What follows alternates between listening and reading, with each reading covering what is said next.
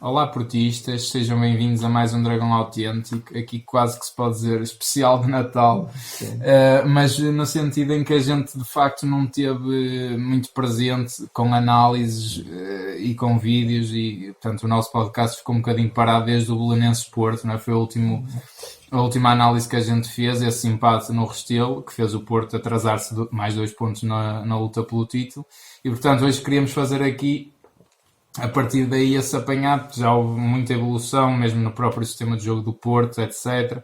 E em que pontos é que está o Porto neste momento para atacar, digamos, esta segunda parte da época após esta paragem natalícia, não é? Se calhar o primeiro ponto que a gente podia começar é o apuramento para a Liga Europa, que chegámos também a fazer pouca análise àquelas exibições do Porto na Liga Curiosamente, Europa. o Futebol do Porto é apurado em primeiro Em lugar primeiro no lugar, grupo, não é? E até em primeiro lugar, é verdade. dessa forma permitiu evitar algumas equipas supostamente melhores. Embora não tenha sido bem o caso, porque acabou Sim. por ganhar uma equipa de Champions, que é o Bayer Leverkusen, que Sim. também, como disse o Sérgio Conceição e muito bem, o Porto também é uma equipa de Champions. Claro, é um jogo de Champions. É um mesmo. jogo de Champions. É um jogo de Champions. Mas em relação àquele grupo, por assim dizer, foi um bocadinho estranho, não é? Eu acho que houve ali exibições. houve ali as exibições. O Porto esteve muitos furos abaixo e de alguma maneira manteve os furos abaixo que já vinha das pré-eliminatórias com o Krasnodar, nomeadamente. Sim, sim.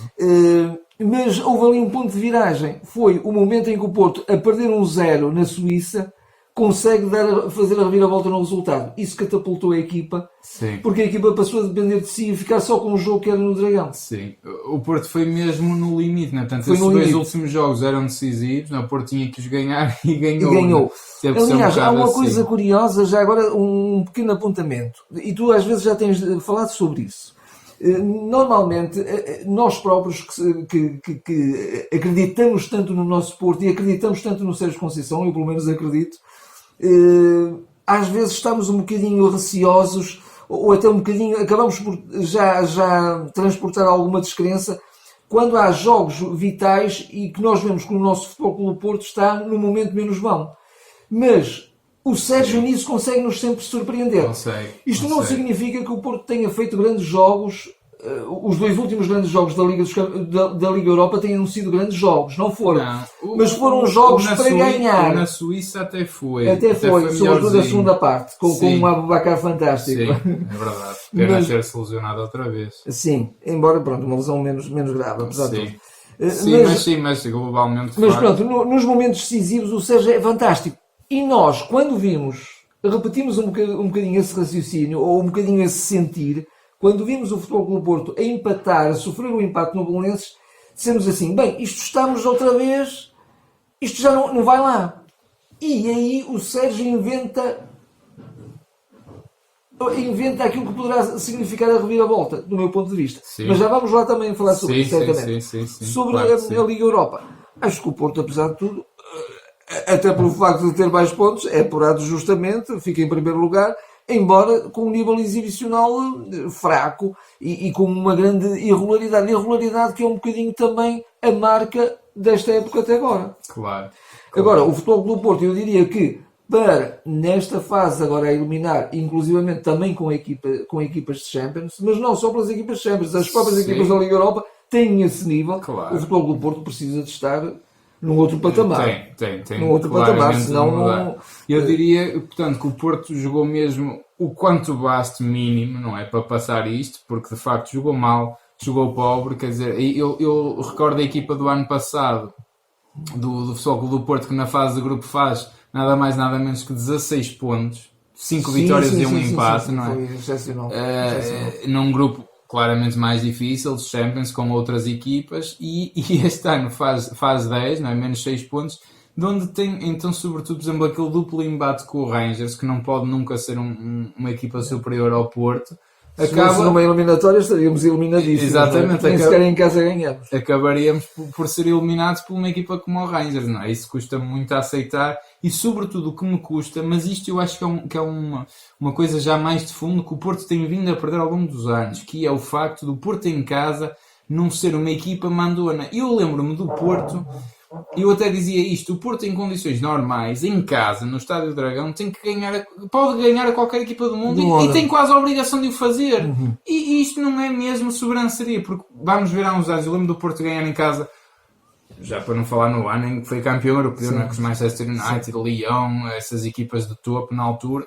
Mas, por exemplo, ganhamos ao Chelsea do Mourinho, ganhamos ao Bayern de Munique do Guardiola em casa. Portanto, o Porto em casa, apesar de tudo, ia-se sempre superiorizando. E é uma coisa que agora não consegue transpor esse controle, esse domínio de jogo nos jogos mesmo em casa. E este apuramento, vamos lá ver uma coisa. O Porto fala como?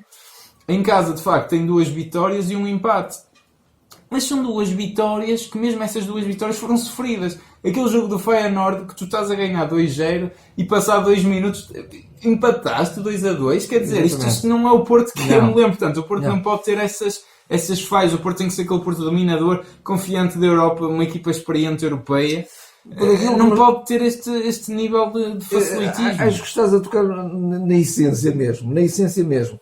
E eu até faria um bocadinho a ponte agora do que estás a dizer para a reviravolta que foi operada entretanto no futebol do Porto. Claro. Porque no meu ponto de vista houve mesmo uma reviravolta, uma mudança. E que se vai mesmo se quer aplicar na Liga Europa também. O futebol que o futebol do Porto estava a apresentar não era um futebol suficiente.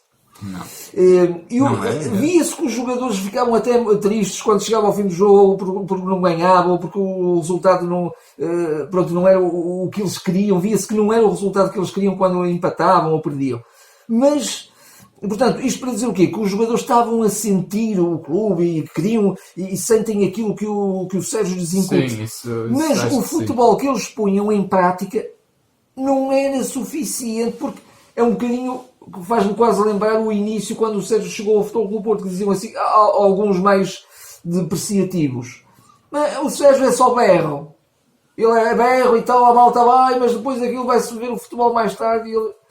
E de alguma maneira estava a faltar esse futebol. Sim, não chega só aquela vontade. Se o Sérgio Conceição fosse jogador ou conseguisse multiplicar-se em 11 jogadores, sim, o Porto ganharia sempre. Mas o Porto não tem 11 jogadores a Sérgio. Não tem.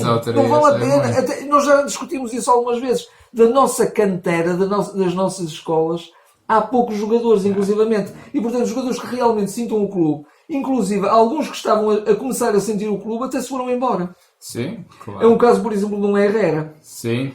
Pronto. Mesmo o Brahim, não é? Mesmo o Brahim, pronto, exatamente. E, portanto, o Porto... Que é portista, o Sérgio Conceição, para alimentar a sua ideia de jogo, tem que alimentá-la com esse querer, com essa vontade, claro, com esse ADN Porto, mas também tem que o alimentar com um futebol que permita chegar a isso e trazer ganhos de confiança aos jogadores, para que eles depois então ainda mais se sintam Porto, mais se sintam fortes, mais se sintam sempre capazes de estar a cavalgar num jogo do princípio ao fim, estar numa pressão alta, por exemplo, que é uma coisa que o Sérgio aprecia muito.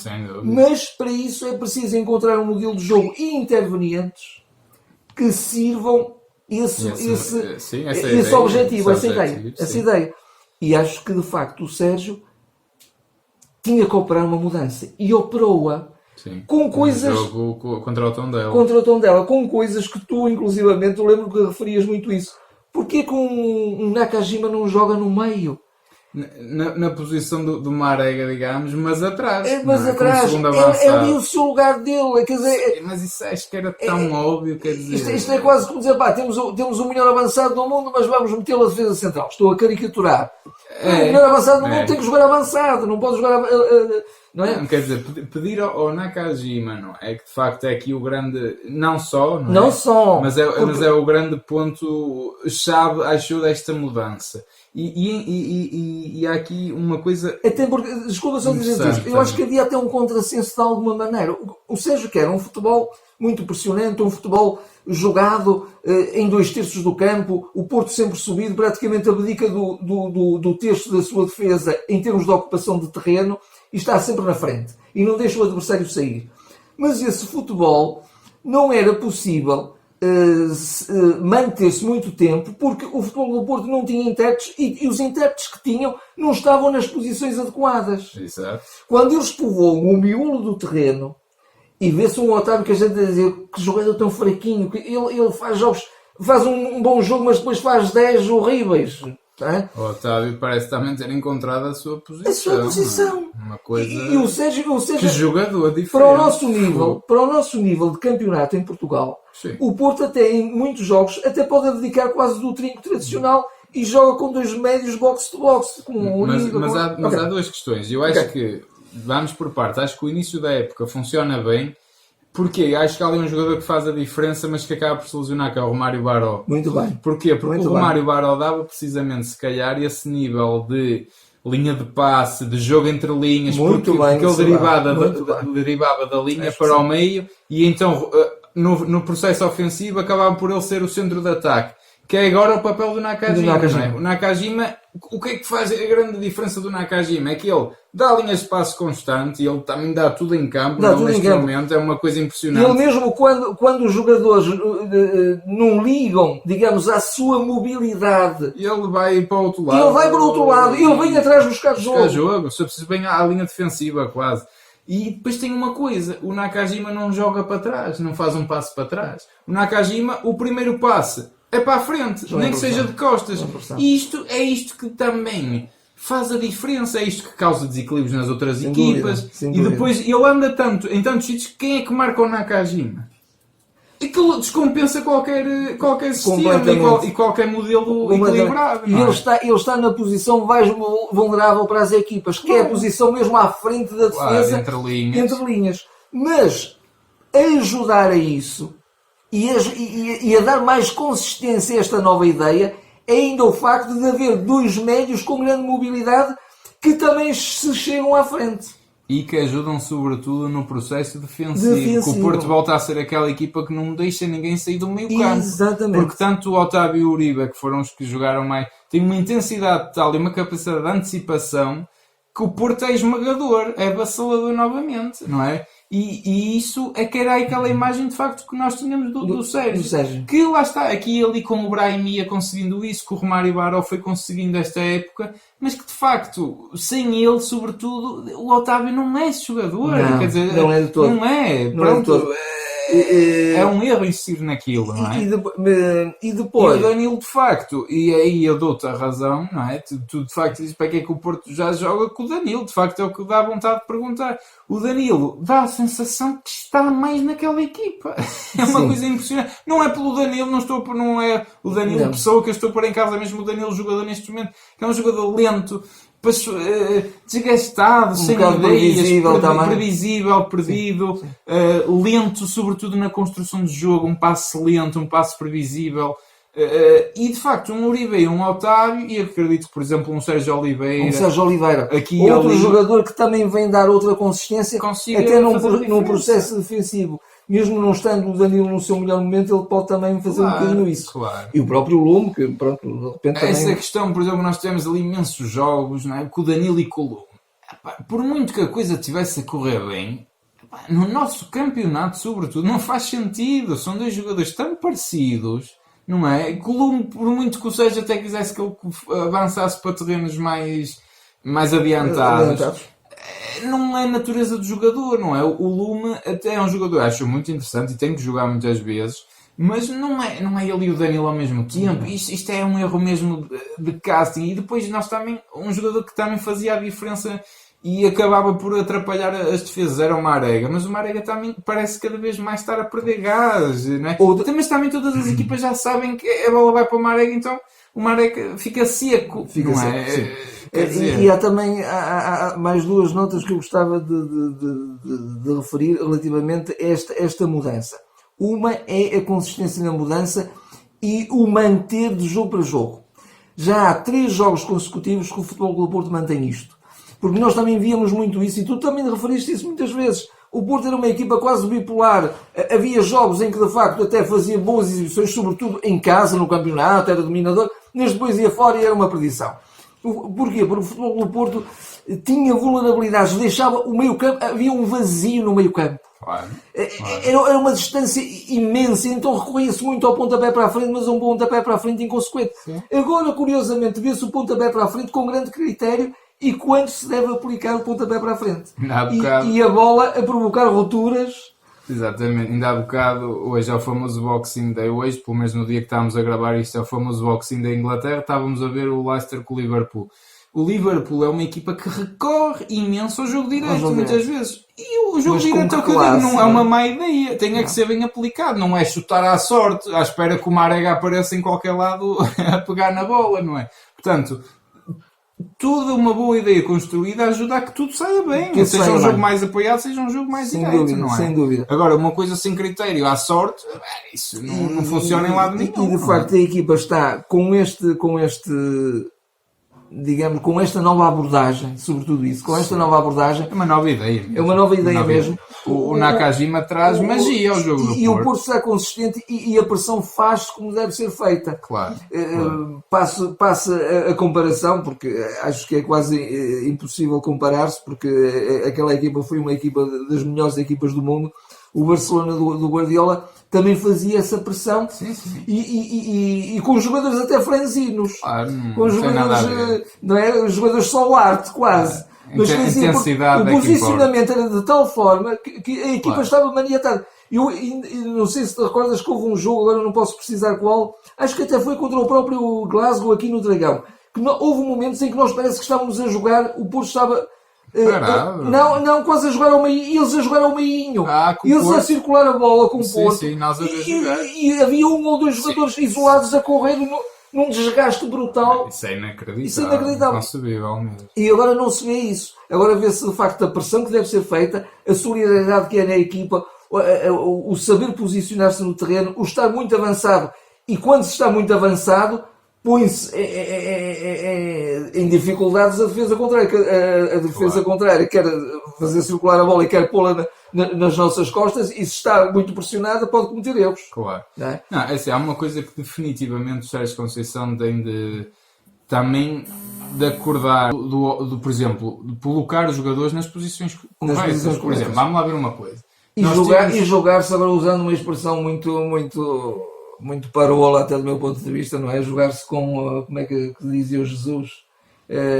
Que é nota artística. Com nota artística. E de facto o futebol do Porto tem jogado com essa nota artística. Depois tem jogado com um futebol de qualidade. Acho que isso também é importante numa equipa como o Porto, com os jogadores que o Porto tem. Claro. Mas lá está, acho que essa nota artística, essa qualidade de jogo, acima de tudo, não é? Porque quem percebe futebol percebe que depois tudo dá-se naturalmente.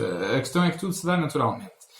Que é de facto a questão do Sérgio Conceição também perceber quais são as melhores posições para cada jogador. Vamos lá ver uma coisa. Eu dou 3 exemplos. Para mim, chaves podem fazer diferença para esta época. Corona.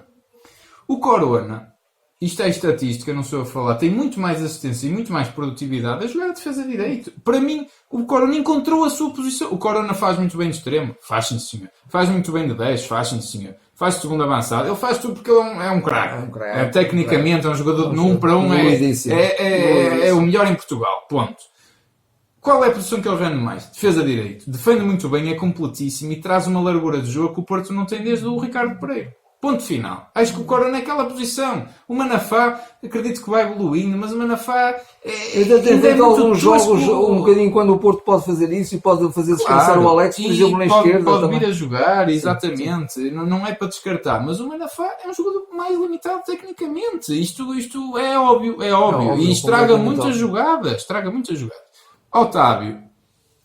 É o terceiro ano que ele anda a insistir com o Otávio a médio ala. Depois de eu o ver a jogar ali no miolo, o Otávio é para jogar ali, acabou. O Otávio é o melhor médio do Porto, só precisa.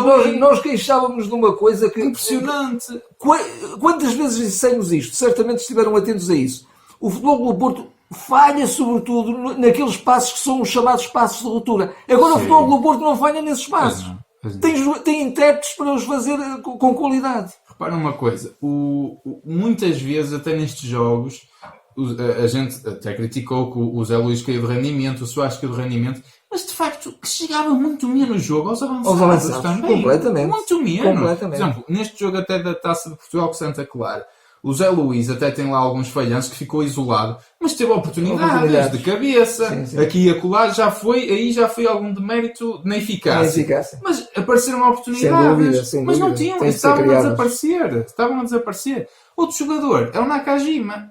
Pedir ao Nakajima, desculpa, se o Sérgio Conceição não soube, ou alguém que perto dele não soube, nós certamente não percebemos tanto de futebol como eles, mas acho que pedir a um jogador como o Nakajima, que é o estado mais puro de alegria e de magia que o futebol tem, e infelizmente cada vez mais com os sistemas táticos esses jogadores são mortos, são secados, são encostados às boxes e é um crime.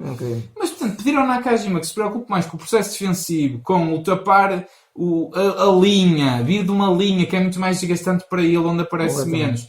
Do que dizer-lhe assim, meu amigo, tu só tens que pressionar e estar atento aqui na zona central, mas de resto tu jogas onde tu quiseres, tu é que és o motor da equipa, isto não é óbvio. Demorou-se tanto tempo, nós estamos no final do ano, demorou-se 4 meses a perceber isto. Também custa-me a entender isso. A qualidade que o futebol ofensivo do Porto passou a ter é excepcional. E como o Sérgio dizia e diz muitas vezes, e com toda a razão, não é só a defesa que está mal ou o ataque que está mal, é o processo defensivo e o processo ofensivo. Que começa no avançado. Exatamente. E ganhando um bom processo defensivo, também se ganha boas rotinas defensivas. É preciso depois fazer muito bem as transições defensivas, obviamente. Claro. E eu também queria chegar a um último ponto da minha parte em termos de análise desta mudança.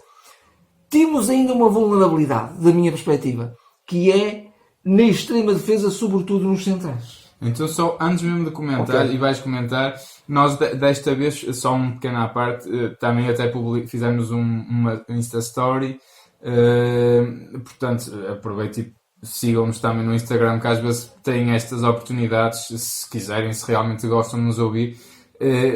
Pedimos, portanto, para nos fazerem perguntas para hoje, porque a gente publicou lá. Queríamos fazer este tipo de vídeo hoje, este tipo de balanço, e portanto, de facto, um dos nossos seguidores perguntou-nos 2 questões. A do Otávio, a grande diferença que faz o Otávio no meio campo, e acho que acaba já por estar respondida. E outra questão, acho que é o que tu vais dizer, a pergunta dele claramente é: o Marcano devia sentar? E se calhar vai de encontro ao que tu vais dizer agora, na minha perspectiva, neste momento, indiscutivelmente que sim.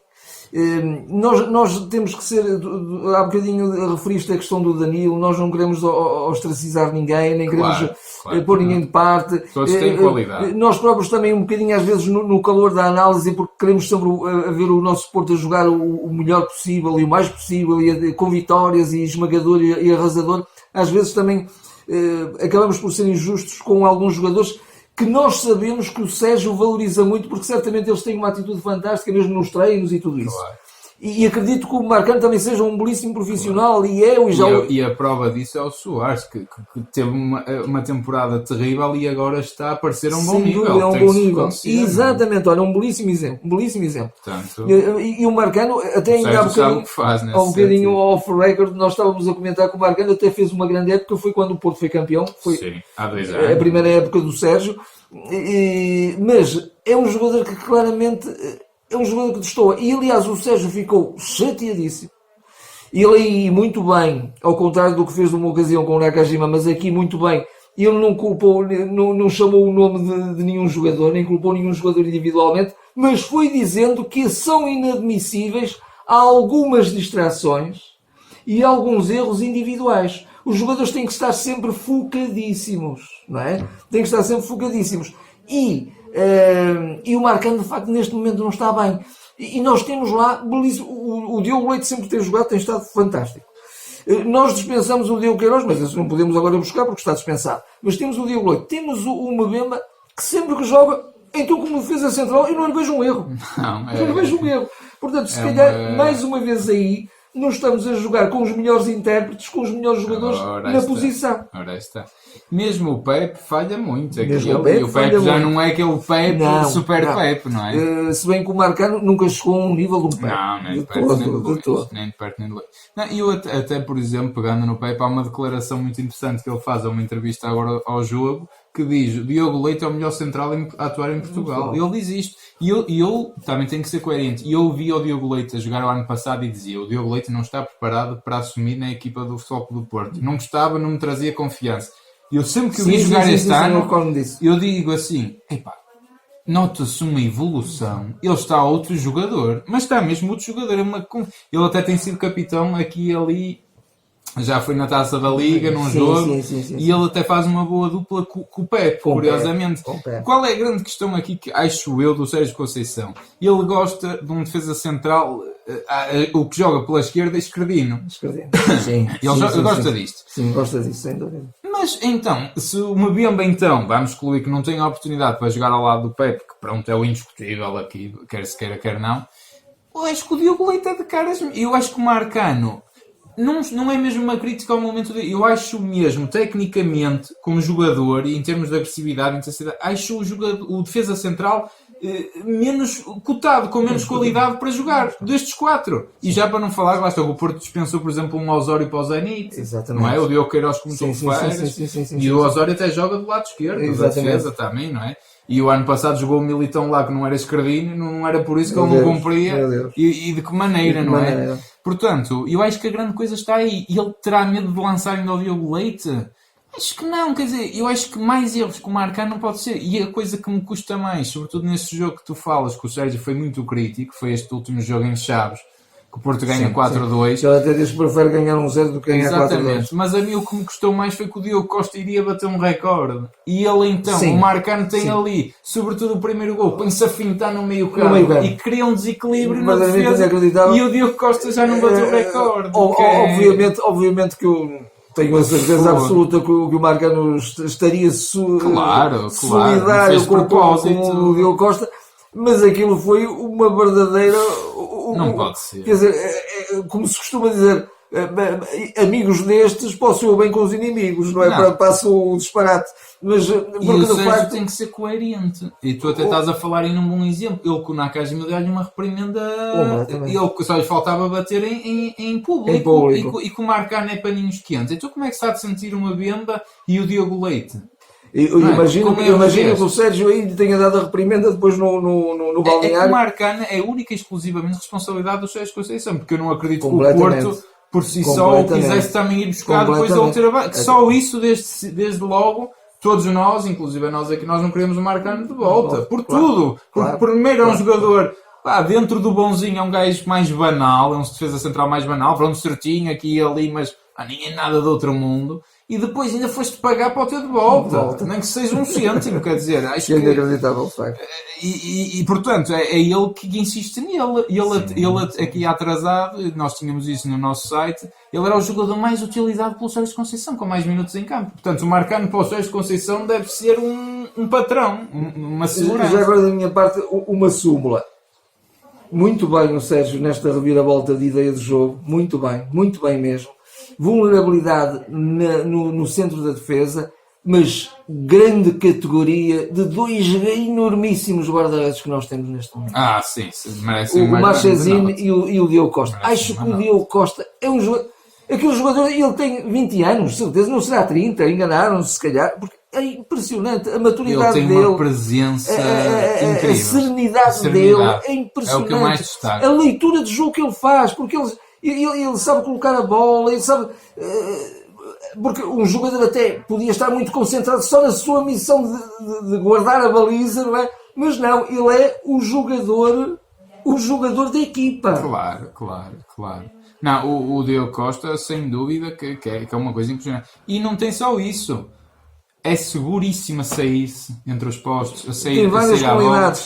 E faz uma defesa de outro mundo em Chaves, portanto, tem toques de Marchezinho também, não é? Aquelas defesas em cima da linha, aquele reflexo. Não, na verdade não merecia nada sofrer. Eu dizia sempre isto, até já na brincadeira, que é, pronto, o Porto, se está a ganhar 1-0, já está a ganho. Porque o Costa não sofre gol. Exatamente. Ele não tinha nenhum gol sofrido até este último jogo, não é? De onde sofreu 2 por Chaves.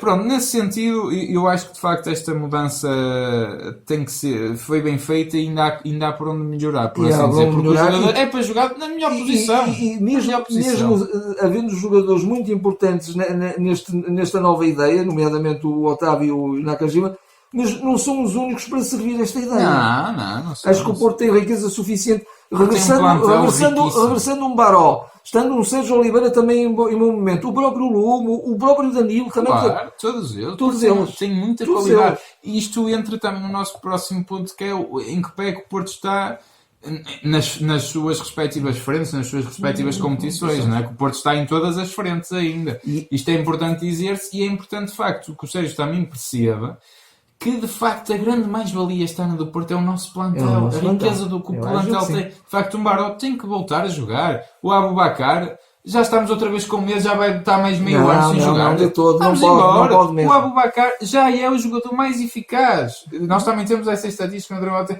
Ele é o jogador que precisa menos tempo para marcar, porque ele jogou aquele jogo 90 minutos, tumba 2 golos com o Young Boys. Porque é de uma qualidade tremenda. O Zé Luís também tem bons apontamentos. O Soares está a subir. E até para a sua própria evolução física, o Aboubakar tem que jogar. E, portanto, o próprio Marega, obviamente que aqui e ali, sobretudo jogos fora, é útil para romper defesas e também tem, portanto, cabe ao Sérgio ser muito inteligente na forma como vai utilizar este plantel rico e todas estas vertentes até táticas.